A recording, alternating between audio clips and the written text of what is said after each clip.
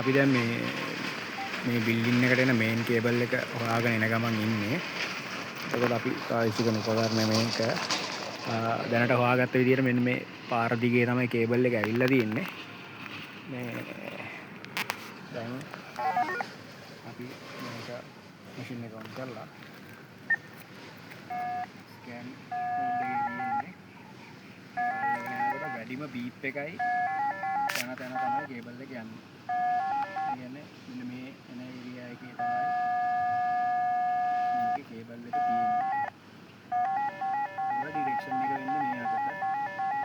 මේ ඩිරෙක්ෂන් එකේ මේ කේබල් එක අපි දැන් කීපයක් බලාගෙන යනවා. මේක අල්ලන්නේ අපි 6 මෙතඩ් එකට.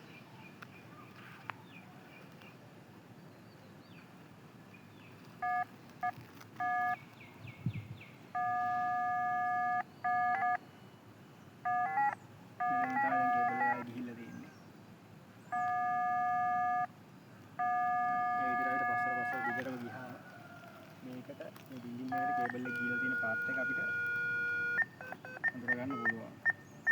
මේ ෆන්ක්ෂන් කීපයක් තියෙනවා අපිට මොන විදිහට මාරු කරගන්න පුළුවන්.